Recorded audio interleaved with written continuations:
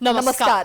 Prime न्यूजमा स्वागत छ। म संगीता कटुवाल। म दृष्टिवाणी थिताल। सुरु गरौं हेडलाइन्सबाट। आगामी निर्वाचनमा 5 दलीय गठबन्धन गर्ने कांग्रेसको निर्णय। पार्टीमा शक्ति सन्तुलन मिलाउने देउबाको प्रतिबद्धता। अर्थतन्त्रबारे श्वेतपत्र जारी गर्न सरकारलाई आग्रह। सुशासन र पारदर्शिता कायम गर्न नसकेको भन्दै सरकारको चौतर्फी आलोचना।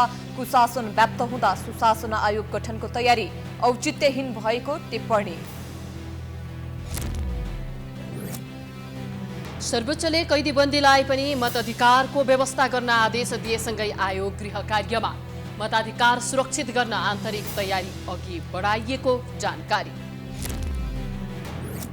नेपालमा कोरोना संक्रमितको संख्या वात्तै बढ्यो। आज 5 महिना यताकै धेरै, एकै दिन 457 संक्रमित थपिए। स्वास्थ्य सावधानी अपनाउन आग्रह। आइजिपी बन्न अदालतले बाटो बन्द गरिदिएपछि एआइजी विश्वराज पोखरेलले दिए राजीनामा। अवकाश हुने 15 दिन अघि नै भए विदा। फ्रान्स, स्पेन, क्रोएसिया, ग्रेस र पोर्चुगलका जंगलमा भएको आगलागी नियन्त्रण बाहिर। अत्याधिक गर्मी बढेपछि बेलायतमा राष्ट्रिय संकट घोषणा।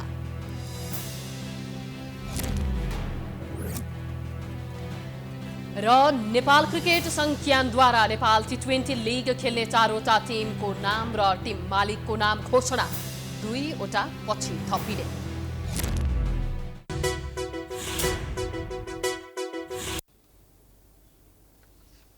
अब प्राइम न्यूज विस्तारमा।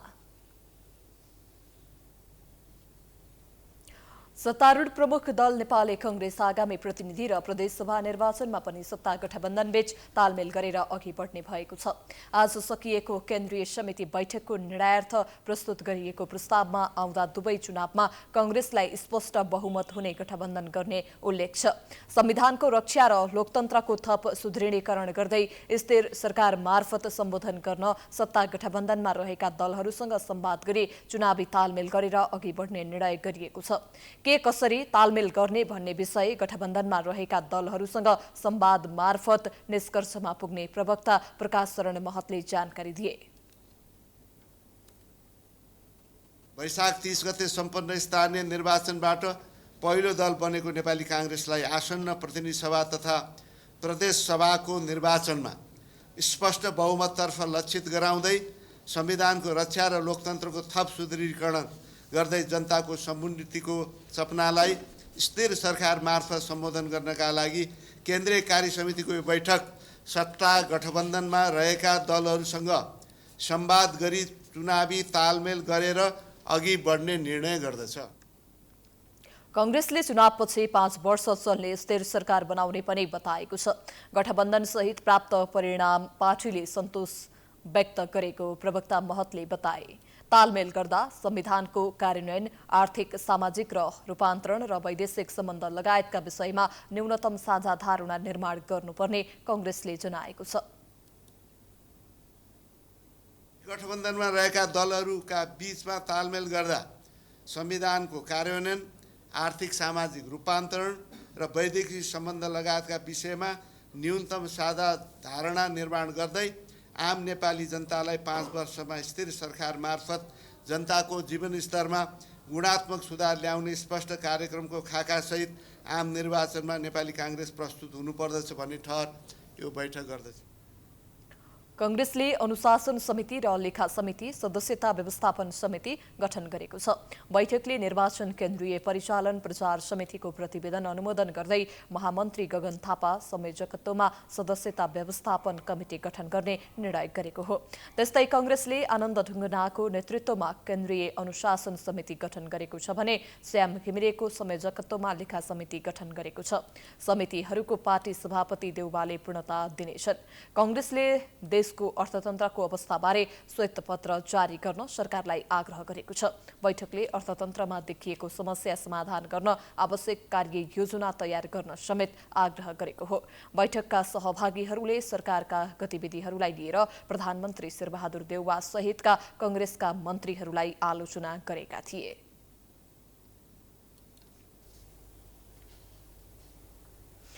सुशासन, पारदर्शिता र जवाफदेही राज्य व्यवस्था लोकतन्त्रको आत्मा मानिन्छ।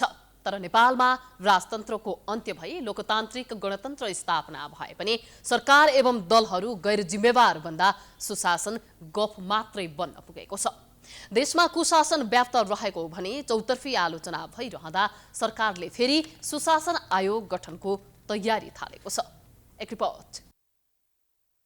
नेपालको संविधानले सार्वजनिक क्षेत्रमा व्याप्त भ्रष्टाचारको रोकथाम र नियन्त्रण गर्ने संवैधानिक निकायका रूपमा अख्तियार दुरुपयोग अनुसन्धान आयोगको व्यवस्था गरेको छ। तर देशमा भ्रष्टाचारले सीमा नाग्दा समेत साना भ्रष्टाचारका मुद्दा मात्र उठाउने तर ठूलालाई त्यसै सफाई दिने आयोग जस्तो बनेको छ। त्यस्तै राष्ट्रिय सतर्कता केन्द्रलाई पनि कुनै पनि निकायको उजुरी अनुगमन गर्ने, प्रतिवेदन तयार गर्ने, कारबाहीको लागि अख्तियारमा सिफारिस गर्ने अख्तियार दिएको छ। तर अहिले त्यो कार्यालय सचिव, सहसचिव, उपसचिवलाई थन्क्याउने निकाय जस्तै बनेको छ। सुशासन कायम गर्न संवैधानिक अङ्गको रूपमा रहेको अख्तियार र प्रधानमन्त्री मातहत रहेको सतर्कता केन्द्रको काम प्रभावकारी नभएको अवस्थामा असार 31 गते मन्त्री परिषदले सुशासन आयोग गठन गर्ने र सुशासन विधेयक पारित गर्ने निर्णय गरेको छ, जुन अत्यन्तै औचित्यहीन भएको पूर्व प्रशासकहरूको बुझाइ छ। हेर्नुहोस्, यो सुशासन आयोग बन्दैमा सुशासन हुने होइन, गर्ने सरकारले हो। सरकारहरू एउटा मात्रै सरकार भन्दै छैन मैले, सरकारहरू शासन व्यवस्थाप्रति उदासीन भए, जनतालाई व्यवस्था गरे, जनताले सेवा सुविधा जुन पाउनुपर्ने थियो पाएनन् र त्यसप्रति चिन्तित देखिँदैन। तर अब यो आयोग बन्दैमा हुने होइन। आयोगले पनि सिफारिस त सरकारलाई गर्ने, सरकारले कार्यान्वयन गर्दैन भने त्यस्तो आयोग बनेर के गर्नु? महालेखा परीक्षक कार्यालयको प्रतिवेदनले देशमा भ्रष्टाचार एवं अनियमितताको स्थिति के छ भन्ने प्रश्न पारेको छ। कुन निकायले कति अनियमितता गर्छन् भन्ने पोयो केलाएको छ। तर ती विषयलाई सम्बोधन गर्ने निकाय भए पनि अनियमितता नियन्त्रण गर्न राज्य संयन्त्र विफल छ। ती निकायलाई अझै प्रभावकारी बनाउनुको सट्टा सरकारले फेरि प्रशासनको क्षेत्रमा सुशासन कायम गर्ने नाममा सुशासन आयोग गठन गर्ने निर्णय गर्नुलाई कतिपयले आफ्ना कार्यकर्ता भर्ती गराउने प्रयोजन भएको टिप्पणी गर्छन्। सुशासन आयोगमै पनि आफ्नो मान्छे भर्ती गर्ने होला अनि के हुन्छ? केही हुँदैन। त्यसले सरकार मुख्य कुरो के भने सरकार प्रतिबद्ध हुनु पर्यो शासन व्यवस्था सुधार गर्न, र सुधार गर्छु भनेर आफैबाट सुधार सुरु गर्यो भनेदेखि सुधार हुन्छ। त्यसो त सुशासन ऐन 2064 को प्रस्तावनामा प्रशासनलाई जनमुखी, जवाफदेही, पारदर्शी बनाउने उल्लेख छ। तर त्यसको सही कार्यान्वयन नगर्ने, भएका निकायलाई राजनीतिक अखडा बनाउँदै जाँदा भ्रष्टाचारको जालो अझै फैलिएको छ। यो अवस्थामा सरकारले फेरि आयोग गठन गरेर सुशासन कायम हुन्छ भनेर विश्वास गर्ने आधार देखिँदैन। 1 वर्षसम्म पनि प्रधानमन्त्री लगायत मन्त्रीहरूले सम्पत्ति विवरण सार्वजनिक नगर्नु, ठूला भ्रष्टाचारका काण्ड हुँदा पनि आँखा चिम्लनु, बजारमा बिचौलिया हाबी हुँदा पनि कारबाही गर्न नसक्नु, राजदूत लगायतका जिम्मेवार पद नै किनबेच भएको भन्दै चर्को आलोचना हुनु कुशासनका उदाहरण हुन्। तर पनि सरकार लाजै पछाएर फेरि सुशासन आयोग गठन गरेको भन्दै नागरिक स्तरबाट पनि प्रश्न उठेको छ। कैदीबन्दीलाई अस्थायी मताधिकार दिन सर्वोच्च अदालतले आदेश दिएसँगै निर्वाचन आयोग तयारीमा जुटेको छ। सर्वोच्च अदालतले आइतबार आसन्न निर्वाचनमा कैदीबन्दी, राष्ट्रसेवक कर्मचारीहरूलाई पनि मताधिकारको व्यवस्था मिलाउन आदेश दिएको थियो। नेपालको संविधानको प्रस्तावनामा पनि कैद सजाय भई कारागारमा बस्दै सबै मौलिक हकमा स्वत स्थगन वा निलम्बन नहुने व्यवस्था छ। सर्वोच्च अदालतले आदेश दिएपछि त्यसलाई कसरी कार्यान्वयनमा लैजान सकिन्छ भनेर आन्तरिक तयारीमा लागेको निर्वाचन आयोगले जनाएको छ।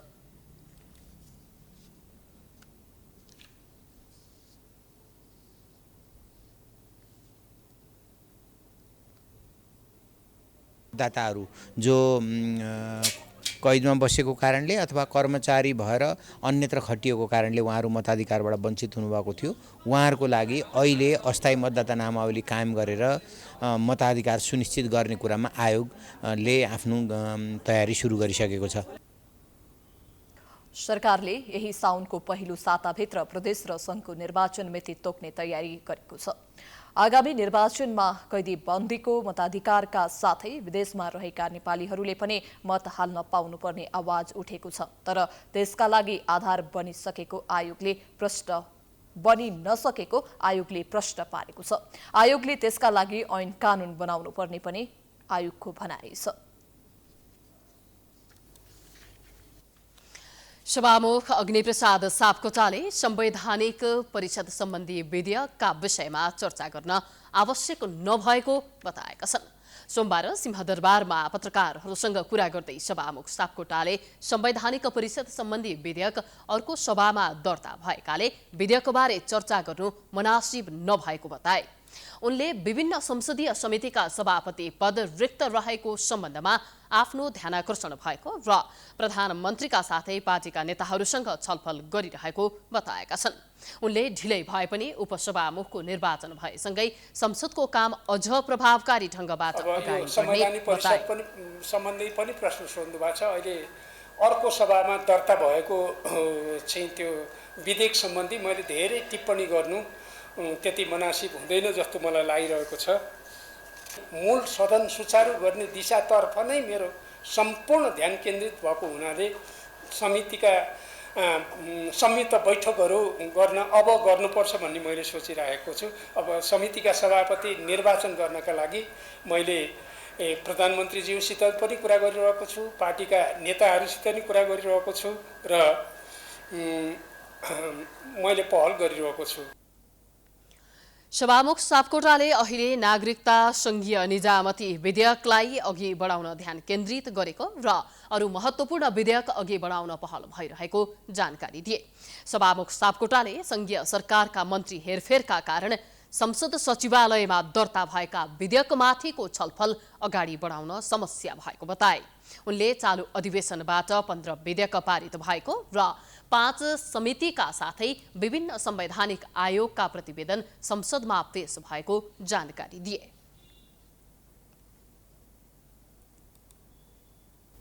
न्याय परिषद बैठकले 2 जना न्यायाधीशलाई बर्खास्त गर्न सिफारिस गरेको छ। सोमबार बसेको न्याय परिषद बैठकले न्यायाधीशहरू राकेश कुमार निधि र अनिल कुमार शर्मालाई बर्खास्त गर्न सिफारिस गरेको हो। निधि उच्च अदालत महेन्द्रनगरको न्यायाधीशमा कार्यरत छन् भने शर्मा जिल्ला अदालत काठमाडौँमा कार्यरत थिए। न्याय परिषदको सिफारिसलाई काम प्रधान न्यायाधीशले सदर गरेपछि उनीहरू बर्खास्तीमा पर्नेछन्। यसअघि पनि समितिले 3 न्यायाधीशलाई बर्खास्तीको सिफारिस गरेको थियो भने 1 जनालाई सचेत गराएको थियो। कार्य सम्पादनमा कैफियत तथा खराब आचरण देखिएका न्यायाधीशमाथि परिषदले कारबाही गर्दै आएको छ।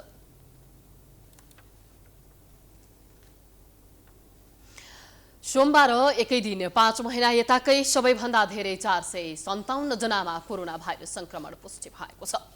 पछिल्लो केही दिन यता कोरोना संक्रमितको संख्या बढ्न थालेको छ। स्वास्थ्य तथा जनसङ्ख्या मन्त्रालयका अनुसार 4651 जनाको परीक्षण गरेकोमा 457 जनामा संक्रमण पुष्टि भएको हो। यो पछिल्लो 5 महिना यताकै उच्च संक्रमण हो। आइतबार संक्रमितको संख्या जम्मा 135 रहेको थियो। मृत्यु संख्या पनि थपिन थालेको छ। 4 महिनापछि आइतबार 1 जनाको कोरोनाकै कारण मृत्यु भएको थियो। त्यस्तै सोमबार पनि कोरोनाबाट 1 जनाको मृत्यु भएको छ। कोरोना भाइरसको सक्रिय संक्रमितको संख्या 1776 पुगेको छ, जसमध्ये 1701 जना होम आइसोलेसनमा रहेका छन् भने 75 जना संस्थागत आइसोलेसनमा र 11 जना आइसियुमा छन्। यस्तै 15 जनाको आइसियु र 1 जनाको भेन्टिलेटरमा उपचार भइरहेको पनि मन्त्रालयले जनाएको छ। सोमबार थप 1 जनाको मृत्यु भएसँगै कोरोनाबाट ज्यान गुमाउनेको संख्या 11954 पुगेको छ। हालसम्म नेपालमा कोरोना संक्रमितको कुल संख्या 11,22,793 पुगेको छ।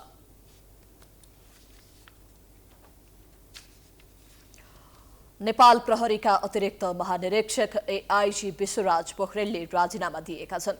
सरकारले प्रहरी महानिरीक्षकमा धीरज प्रताप सिंहलाई नियुक्त गरेपछि आफू सिनियर भए पनि महानिरीक्षक नबनाएर अन्याय गरेको दावी गर्दै उनी सर्वोच्च अदालत गएका थिए। पटक पटक सुनवाई भएर शुक्रबार सर्वोच्च अदालतले उनको पक्षमा फैसला नदिएपछि पोखरेलले राजीनामा दिएका हुन्। सरकारले आइजिपीमा नियुक्ति नगरेकोमा रुष्ट पोखरेल आइजिपी नियुक्त भएदेखि कार्यालय गएका थिएनन्। 45 दिनसम्म कार्यालय नगए कारबाही हुने भएकाले पोखरेल आफै उपस्थित भएर नेपाल प्रहरीको मानव स्रोत विभागमा राजीनामा दिएका थिए। प्रहरी प्रमुख हुन नपाए उनी साउन 20 गते अनिवार्य अवकाशमा जाँदै थिए। नेपाल प्रहरीको करिब 30 वर्षको करियरबाट पोखरेलको अपमानजनक बहिर्गमन भएको छ।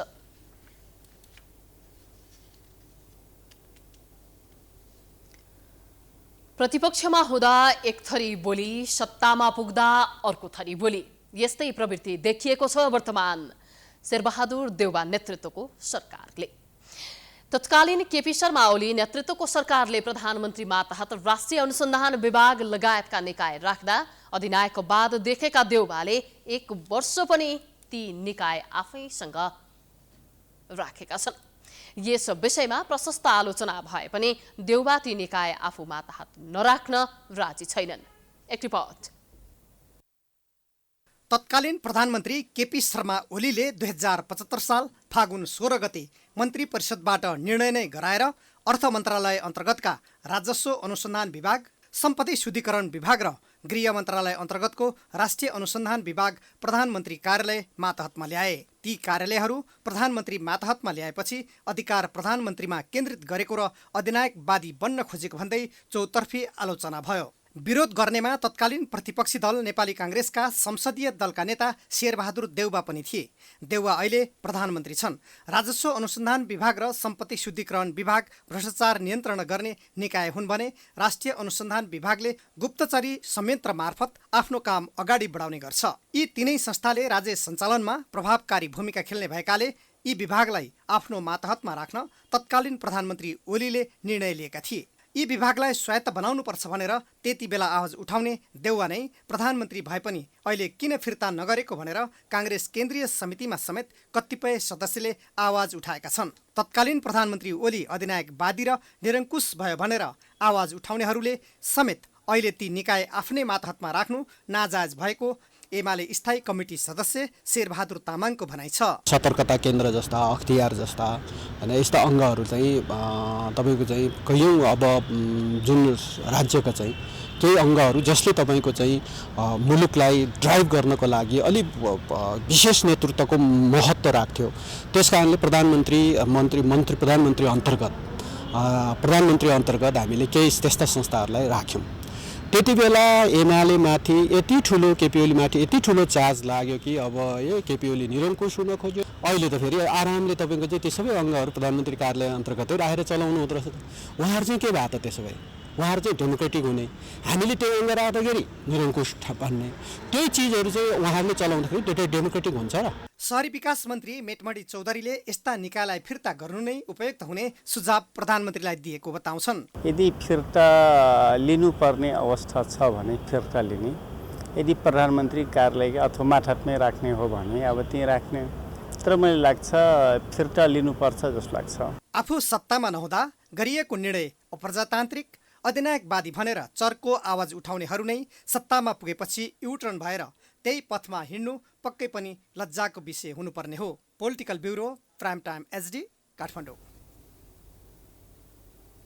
न्युज अझै जारी छ, हामी ब्रेकपछि आउँछौँ।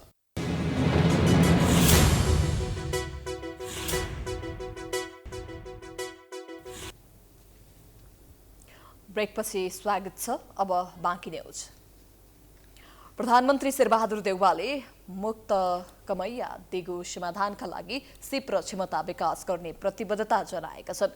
कमैया मुक्त घोषणा गरिएको 22 वर्ष पुगेको अवसरमा सोमबार प्रधानमन्त्री निवास बालुवाटारमा आयोजित कार्यक्रममा प्रधानमन्त्री देउवाले रोजगारको अवसर सिर्जना गरेर मुक्त कमैयाको समस्या समाधान गरिने बताएका हुन्। उनले जीवन स्तरमा सुधार गर्न आवश्यक रहेको बताउँदै त्यसका लागि विभिन्न सेपमूलक कार्यक्रम अघि बढाउन सम्बन्धित निकायलाई निर्देशन समेत दिए।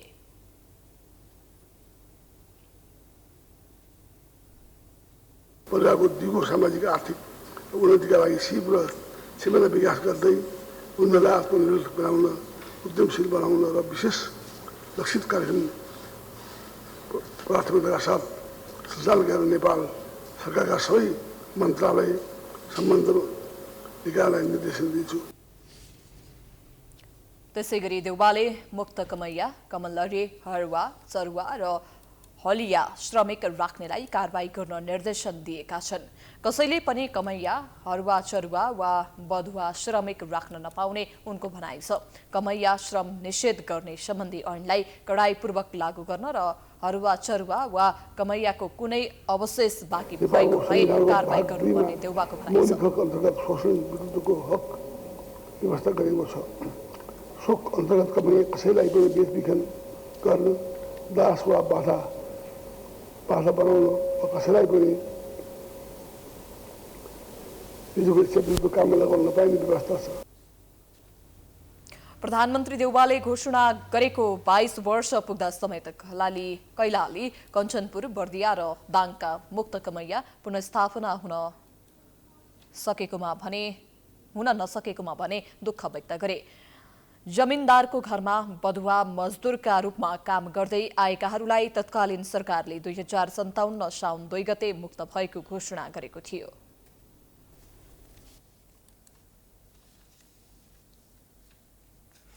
अर्थ मन्त्रालयमा बजेट निर्माण प्रक्रियामा अनधिकृत व्यक्ति प्रवेश गरेको विषय र सीसीटीभी फुटेज डिलिट प्रकरणमा थप अनुसन्धान अघि बढेको छ। संसदीय विशेष समितिले दुई पटक फुटेज माग्दा पनि अर्थ मन्त्रालयले 14 गतेको फुटेज दिएन। समितिलाई दिएको बयान पनि अर्थ मन्त्रालयका सचिव सहित सबै कर्मचारीले अनधिकृत व्यक्ति प्रवेश गरेको अस्वीकार गरेका छन्। अहिले समिति प्राविधिकको सहयोगमा डिलिट भएको फुटेज रिकभर गर्ने तयारी छ। हामीलाई दिएको चाहिने जुन त्यो तपाईँको चाहिँ डिभाइस छ, हार्ड डिस्क छ, त्यसमा चाहिँ नि अब त्यो 13 दिन 14 दिनको क्यापेसिटी भनिसकेपछि त अब विगतको चाहिँ नि प्राप्त गर्ने चाहिँ त्यो देखिने सम्भावना चाहिँ कमै भयो र समितिले अब चाहिँ नि त्यो विषयलाई रिट्रिभ गर्ने अथवा प्राप्त गर्ने, रिकभर गर्ने चाहिँ नि कसरी होला भन्ने सन्दर्भमा चाहिँ नि छलफल गरिसकेपछि अब यसलाई अलिकति विज्ञको चाहिँ नि सहायता लिनुपर्छ, विज्ञसँग जानकारी लिनुपर्छ, त्यसपछि अघि बढ्नुपर्छ भन्ने भइसकेपछि हामीले भोलि यही विषयसित सम्बन्धित चाहिँ केही विज्ञहरूलाई बोलाएर चाहिँ नि छलफल गर्ने कार्यक्रम चाहिँ। समितिले दोस्रो पटक माग गरे बमोजिमको फुटेज दिन पत्रचार गर्दा मन्त्रालयले आफूसँग उक्त फुटेज नरहेको लिखित जवाफ दिएको थियो।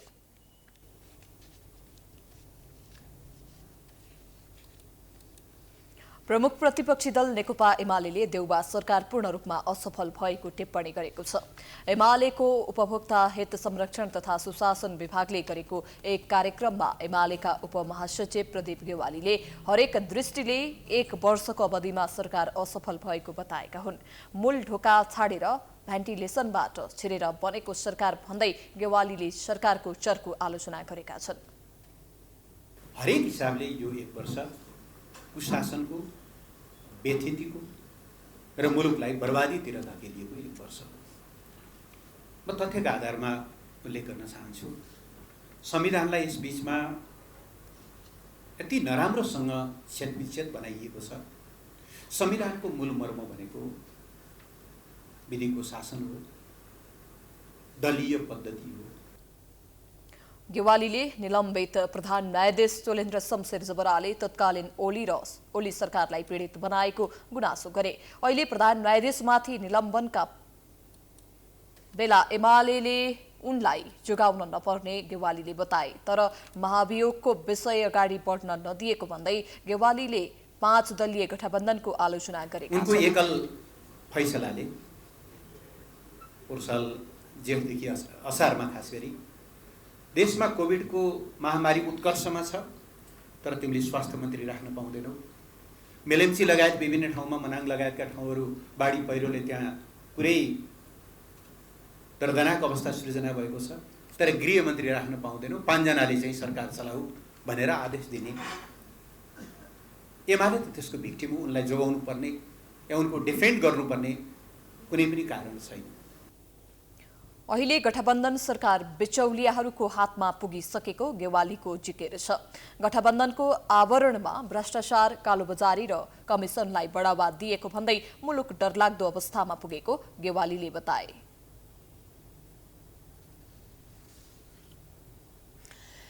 तत्कालीन 7 दल र माओवादी बीच सशस्त्र द्वन्द्व अन्त्यका लागि सम्झौता भएको 1.5 दशक भन्दा बढी भइसक्दा पनि शान्ति प्रक्रियाका बाँकी काम टुङ्गिएको छैन।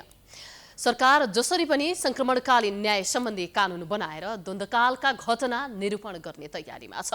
शुक्रबार संसदमा पेश भएको संक्रमणकालीन न्याय सम्बन्धी विधेयकको प्रति जानकारहरूको भने विमति छ। एक रिपोर्ट।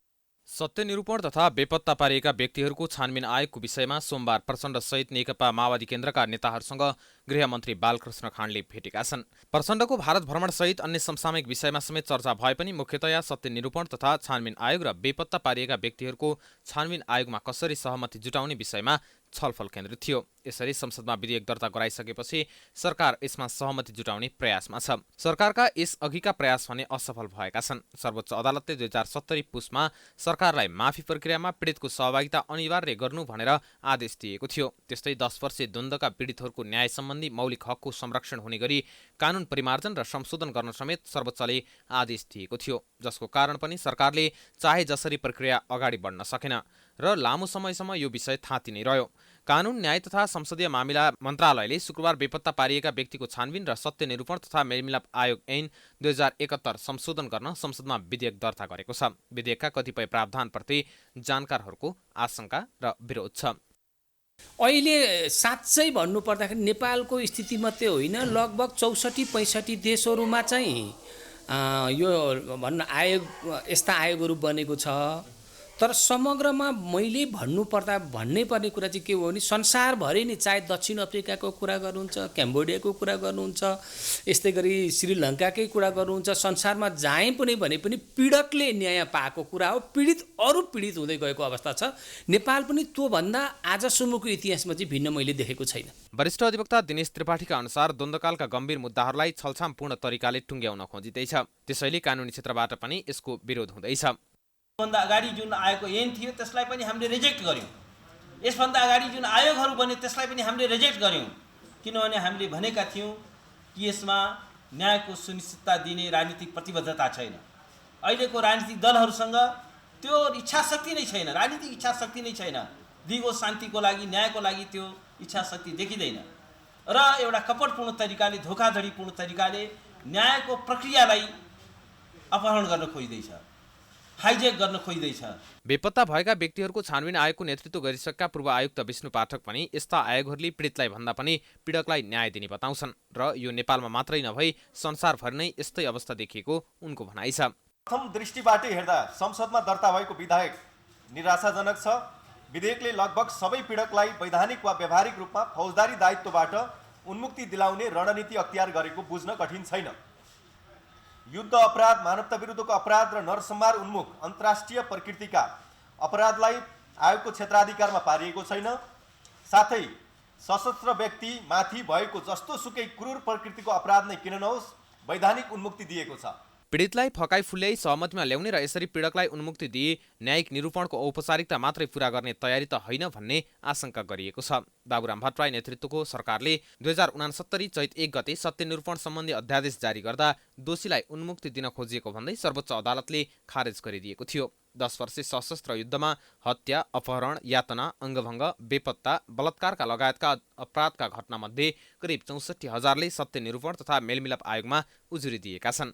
सरकारले शुक्रबार संसदमा दर्ता गराएको विधेयक फिर्ता लैजान अधिकारकर्मीले माग गरेका छन्। सरकारले असार 31मा राजपत्रमा सूचना जारी गर्दै दुवै आयोगको अवधि असोज मसान्तसम्म थपेको छ। आयोगको म्याद थपे पनि आयोगका पदाधिकारीहरूका म्याद भने थपेन। यो सँगै असार मसान्तमा दुवै आयोगका पदाधिकारीहरू स्वतः पदमुक्त भएका छन्। दलहरूको राजनीतिक स्वार्थको कारण नै द्वन्द्व व्यवस्थापन भएको, लामो समयसम्म पनि संक्रमणकालीन न्याय टुङ्गोमा पुग्न नसकेको कतिपयको बुझाइ छ। राजनीतिक आग्रह, पूर्वाग्रहका कारण पनि यसको सही निरूपण हुन नसकेको हो। हिन्दू धर्मावलम्बीका लागि साउन महिनाको सोमबार विशेष महत्त्वको दिन मानिन्छ। यस दिन महिलाहरू भगवान शिवको व्रत बस्दछन्। यसरी सातामा एक दिन व्रत बस्दा शरीरलाई फाइदा हुने चिकित्सक बताउँछन्। तर कतिपय मानिस व्रत बस्दा फाइदा मात्रै नभएर बेफाइदा समेत हुने बताउँछन्। व्रत बस्दाको फाइदा र बेफाइदा के छन् त? हेरौँ यो रिपोर्ट। साउन महिना विशेषतः भगवान शिवको पूजा आराधना गरी महिलाहरू व्रत बस्ने गर्दछन्। यस महिनामा महिलाहरू हरियो पहिरनमा सजिनुका साथै हातमा मेहन्दी लगाएर सजिने गर्छन्। विशेष गरी सोमबार व्रत बस्ने, दिनभर भगवान शिवको पूजा गर्ने अनि बेलुका चोखो खानेकुरा खाने चलन छ। अविवाहितले शिव जस्तै वर पाउनका लागि पनि व्रत बस्ने र विवाहित महिला आफ्नो घर परिवार र श्रीमानको दीर्घजीवनको कामना गर्दै व्रत बस्ने धार्मिक विश्वास रहिआएको छ। यो व्रत विशेष गरेर सधवा स्त्रीको लागि विशेष महत्त्व राख्छ र सधवा स्त्री श्रृङ्गार इत्यादि उनीहरूको विशेष एउटा ऊ हो र मेहदी लगाउनु पनि श्रृङ्गारको स्वरूप हो र हरियो चुरा हरियो लुगा इत्यादि लगाउनु पनि एउटा शिवजीको प्रसादको रूपमा र पतिको दीर्घायुको रूपमा त्यसलाई लगाउने पनि त्यस किसिमको त्यसको अर्थ हो। विशेष गरी हिन्दू धर्ममा व्रतको ठूलो महत्त्व रहेको छ। व्रत बस्नाले स्वास्थ्यमा अनेक फाइदा रहने विश्वास पनि छ। धार्मिक दृष्टिकोणले मात्र नभई वैज्ञानिक दृष्टिकोणले पनि व्रत बस्नु राम्रो मानिन्छ। नियमित व्रत गर्नाले शरीरको तौल पनि कम हुने, रोग प्रतिरोधात्मक क्षमता वृद्धि हुने बताइन्छ। शरीरको सबै भागमा ऊर्जा प्रवाह हुनका साथै मनमा शान्ति मिल्ने चिकित्सक बताउँछन्। अहिले बदलिँदो जीवनशैली हुँदा मानिसहरू व्यस्त हुने, खानपान पनि अलिकति प्रशोधित खानेकुराहरू बढी हुने, त्यो हुनाले कतिपय चाहिँ नसर्ने खालको रोगहरू जस्तो मधुमेह, ब्लड प्रेसर, अब त्यस्तै उच्च रक्तचाप या कोलेस्ट्रोल यस्तो रोगहरूको प्रकोप बढ्दो छ। अब यस्तोमा चाहिँ तौल शरीरको वजन नियन्त्रण भयो भने राम्रो हुन्छ। त्यो हुनाले कहिलेकाहीँ व्रत बस्दा शरीरको वजन नियन्त्रण हुन चाहिँ सजिलो हुन्छ र त्यसो सहयोगी हुन्छ र तौल कन्ट्रोल भयो भने चाहिँ जुन अघि हामीले भने जस्तो रोगहरूको जोखिम अलिक कम हुन्छ। तर व्रत बस्ने भन्दैमा स्वास्थ्यको ख्याल नगरी व्रत बस्दा त्यसबाट शरीरमा ठूलो असर पनि पर्न सक्ने वरिष्ठ मुटुरोग विशेषज्ञ डाक्टर कमल लम्साल बताउँछन्। उनका अनुसार शारीरिक रूपले कमजोर र गम्भीर रोग लागेका व्यक्ति व्रत बस्न उचित हुँदैन। दीर्घरोग र औषधि सेवन गरिरहेकाका लागि व्रत बस्नु उचित नहुने उनी बताउँछन्। दीर्घरोगीहरूले व्रत बस्नै परेमा बेला बेलामा पानी, दूध, दही र फलफूल सेवन गर्न चिकित्सकको सुझाव छ। दीर्घरोगीहरू जस्तो चाहिँ मुटु रोगीहरू, अब डायबिटिसको बिरामी जसले इन्सुलिन लिइराखेका हुन्छन् या अलि क्यान्सर लगायतका विभिन्न रोगले गर्दा अलि धेरै ग्रसित भएको बिरामीहरूले फेरि आफ्नो स्वास्थ्यको लागि चाहिँ नियमित खान आवश्यक हुन्छ र उहाँहरूले फेरि व्रत बस्नु भएन। त्यो कुरा ख्याल गर्नु पर्यो। चिकित्सकहरूले धार्मिक आस्थाको हिसाबले होस् वा स्वास्थ्यप्रति सजग भएर उपवास बस्नु फाइदाजनक नै हुने बताउँछन्। स्वस्थ व्यक्तिले नियमपूर्वक व्रत बस्ने हो भने फाइदा नै पुग्ने भएकोले परापूर्व कालदेखि नै व्रत बस्ने चलन रहिआएको छ। न्यूजको सिलसिला जारी छ, हामी ब्रेकपछि आउँछौं।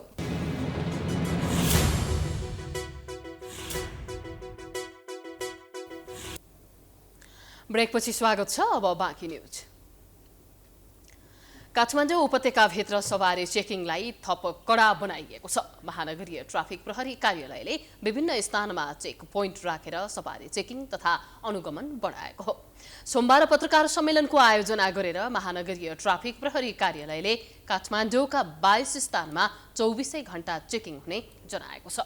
ट्राफिक प्रहरी प्रवक्ता सञ्जीव शर्मा दासले 226 स्थानमा अस्थायी ड्युटीमा ट्राफिक प्रहरी खटाइने र 40 स्थानमा दैनिक बिहान दिउँसो र राति चेकिङ हुने जानकारी दिए। हुन्छ भने बिहानको हामीले हर्नको स्पिड नियन्त्रणको गरिरहेको हुन्छ र 36 स्थानमा जनपद प्रहरीसँग संयुक्त चेक पोइन्ट हुन्छ। यो डेली हुन्छ र प्रनाउ कमान्डमा सेक्टर अनुसार अनुगमन हुन्छ। हामीले 3टा प्रनाउ खटाएको छ, काठमाडौँ, ललितपुर, भक्तपुरमा। उनीहरूले अनुगमन गरेर कार्यक्रममा काठमाडौँ उपत्यका ट्राफिक प्रहरी प्रमुख मीरा चौधरीले पार्किङको समस्या छिट्टै समाधान हुने दावी गरिन्। काठमाडौँ महानगरपालिकाका नगर प्रमुख संघको समन्वयमा पार्किङको समस्या छिट्टै हल गर्ने प्रतिबद्धता जनाइन्। सवारी पार्किङलाई सहजै व्यवस्थापन गर्न सकिने भए पनि त्यस्तो हुन नसकेको भन्दै महानगरसँग रणनीति बनाएर त्यो अवस्थाको अन्त्य गर्ने तयारी भइरहेको उनले बताइन्। यो पार्किङको विषयलाई अलिकति व्यवस्थित गर्न भनेर हामीले यहाँको प्रमुख जिल्ला अधिकारीज्यूसँग 2-3 दिन अगाडि भेटेका थियौँ।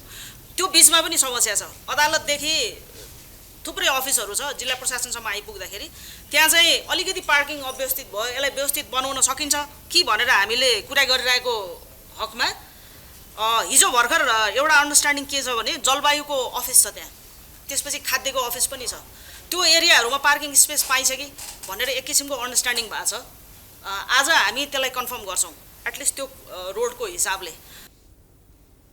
उपत्यकाका अधिकांश पार्किङ स्थल, गोदाम, क्यान्टिन भएकाले पनि समस्या निम्तिएको महाशाखाको ठहर छ। महानगरीय ट्राफिक प्रहरी कार्यालयका अनुसार चालु आर्थिक वर्षमा मात्रै 12,000 भन्दा बढी सवारी साधनलाई लेन उल्लङ्घन गरेकोमा कारबाही गरिएको छ।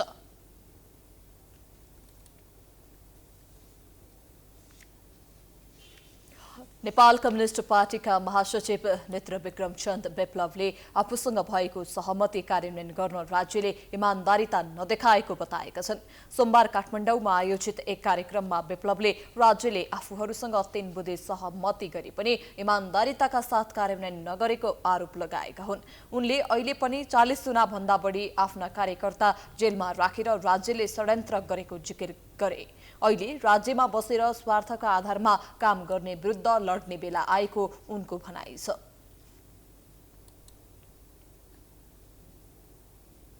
राज्यले हामीसँग 3 बुँदे त गर्यो, तर 3 बुँदेलाई इमान्दारीपूर्वक लागू गरेको छैन। आज पनि हाम्रा 40 जना भन्दा बढी साथीहरू जेलमा हुनुहुन्छ। कसैको स्वास्थ्य एकदमै कमजोर छ, कोही घाइते हुनुहुन्छ, कोही बिरामी हुनुहुन्छ, कसैको परिवारमा समस्याहरू छन्। यो एउटा षड्यन्त्र हो। यो जनताको अधिकारमाथिको हस्तक्षेप हो। राज्यमा सम्झौता गरेर बसेर स्वार्थ लिने, फाइदा उठाउने प्रवृत्तिहरू पनि छन्। तिनलाई कुनै मतलब र चासो छैन जनताको, देशको। त्यो प्रवृत्तिको विरुद्धमा हामी लड्नुपर्दछ। विप्लवले देशको ढुकुटी डुबाउने, देशको अर्थतन्त्र तहस नहस बनाउने काम भएको र जनताको आवाज नसुन्ने प्रवृत्ति हाबी भएको जिकिर गरे। उनले दलाल पुँजीवादका जराहरू फाल्न अन्तिम लडाई हुने बताएका छन्।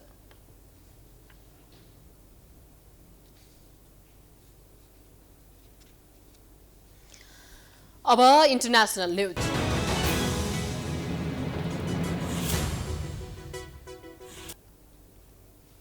फ्रान्सले दक्षिणपश्चिम जंगलमा लागेको डढेलोबाट जोगाउन 14,000 भन्दा बढी मानिसलाई सुरक्षित स्थानमा सारेको छ। स्पेन, क्रोएसिया र ग्रिससँगै फ्रान्सको जंगलमा पनि केही दिन यता भीषण आगलागी भइरहेको छ। फ्रान्सका विभिन्न ठाउँबाट पर्यटक सहित स्थानीयवासीलाई हटाइएको छ। दक्षिणी स्पेनमा मात्रै मिजास पहाडबाट 3200 भन्दा बढी मानिस भागेका छन्। पोर्चुगलको आगलागी अहिले नियन्त्रणमा आएको छ। पोर्चुगल सरकारले गत हप्तामा आगलागीबाट भएको गर्मीका कारण 659 जनाको ज्यान गएको बताएको छ। स्पेनको कास्टिला बाई लियोन, ग्लासिया र एक्स्ट्रोमादुरा प्रान्तहरूमा पनि आगो फैलिएको छ। भूमध्य सागरमा पश्चिममा मोरक्कोदेखि पूर्वमा क्रेटसम्म हजारौं अग्नि नियन्त्रकहरू आगो निभाउन खटिएका छन्।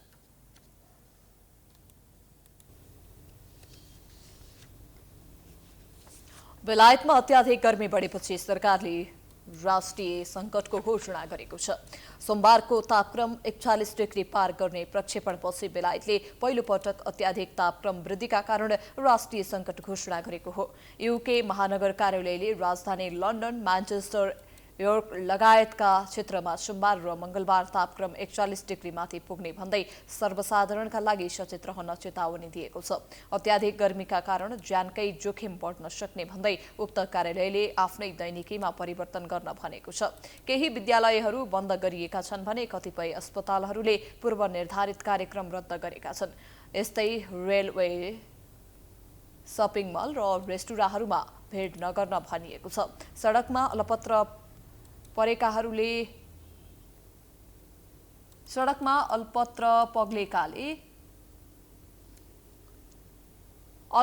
पग्लेकाले बालुवा छर्न थालिएको भए पनि चालकहरूलाई ध्यान पुर्याएर सवारी चलाउन सुझाव दिएको छ। अब स्पोर्ट्स न्यूज।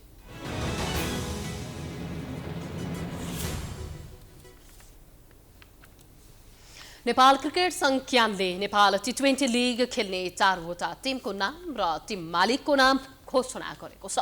क्यानले सोमबार काठमाडौँमा आयोजित कार्यक्रमका बीच फ्रेन्चाइज क्रिकेट प्रतियोगिता नेपाल टी20 लीग खेल्ने 4वटा टिम र टिम मालिकको नाम घोषणा गरेको हो। लीगमा Kantipur capital, Lumbini all stars, Biratnagar super kings र जनकपुर रोयल्सले प्रतिस्पर्धा गर्नेछन्। कान्तिपुरको टिम मालिकमा महेश्वर स्वार, लुम्बिनीको टिम मालिकमा सञ्जय शर्मा, विराटनगरका विक्रम यादव र जनकपुरका टिम मालिकमा गौरीशंकर धामनी रहेका छन्। पहिलो संस्करणको प्रतियोगितामा 6 टोलीले प्रतिस्पर्धा गर्ने र बाँकी 2 टिमको नाम र मालिक चाँडै सार्वजनिक गरिने क्यानका अध्यक्ष चतुर बहादुर चन्दले जानकारी दिए। कसैले नेपाल प्रिमियर लिग नामलाई कम्पनीमा दर्ता गरेर कब्जा गरे पनि लिगको आयोजना गर्ने अधिकार नभएको उनको भनाइ छ। तर आइसिसीले के भन्छ भने Nepal premier league home board कसैको कन्ट्रीको नामसँग जोडिएको लिग एसोसिएसनले मात्रै गर्न पाउँछ। त्यसकारणले जसले पनि यो दर्ता गरिराख्नु भएको छ, कब्जा गरिराख्नु भएको छ, उहाँले गर्न सक्नुहुन्न। किनभने चाहिँ क्रिकेट एसोसिएसन अफ नेपाललाई मात्रै त्यो लिग गर्ने अथोरिटी छ। हाम्रो 6 टिम मध्ये 2 जना टिम अनरहरू यहाँ उपस्थित हुन नसक्नु भएको कारणले हामी छिटोभन्दा छिटो चाहिँ मलाई लाग्छ उहाँलाई चाहिँ यहाँसम्म इन्ट्रोड्युस गराउने नै छौँ। नेपाल टी20 लिगको पहिलो संस्करण आगामी असोज 8 गतेदेखि कार्तिक 5 गतेसम्म सञ्चालन हुनेछ। प्रतियोगितालाई अन्तर्राष्ट्रिय क्रिकेट परिषद आइसिसीले पनि मान्यता दिएको छ। यो सँगै हामी प्राइम न्यूजको अन्त्यमा आइपुगेका छौँ। जाँदा जाँदै हेडलाइन्स पुनः एकपटक। आगामी निर्वाचनमा 5 दलीय गठबन्धन गर्ने कांग्रेसको निर्णय, पार्टीमा शक्ति सन्तुलन मिलाउने देउबाको प्रतिबद्धता, अर्थतन्त्रबारे श्वेतपत्र जारी गर्न सरकारलाई आग्रह। सुशासन र पारदर्शिता कायम गर्न नसकेको भन्दै सरकारको चौतर्फी आलोचना, कुशासन व्याप्त हुँदा सुशासन आयोग गठनको तयारी औचित्यहीन भएको टिप्पणी। सर्वोच्चले कैदी बन्दीलाई पनि मताधिकारको व्यवस्था गर्न आदेश दिएसँगै आयोग गृह कार्यमा मताधिकार सुरक्षित गर्न आन्तरिक तयारी अघि बढाइएको जानकारी। नेपालमा कोरोना संक्रमितको संख्या ह्वात्तै बढ्यो। आज 5 महिना यताकै धेरै एकै दिन 457 संक्रमित थपिए। स्वास्थ्य सावधानी अपनाउन आग्रह। आइजिपी बन्न अदालतले बाटो बन्द गरिदिएपछि एआइजी विश्वराज पोखरेलले दिए राजीनामा, अवकाश हुने 15 दिन अघि नै भए बिदा।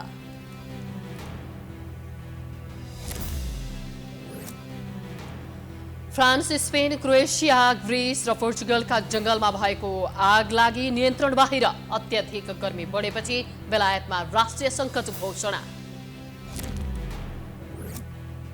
र नेपाल क्रिकेट संघ क्यानद्वारा नेपाल टी20 लिग खेल्ने 4वटा टिमको नाम र टिम मालिकको नाम घोषणा, 2वटा पछि थपिने।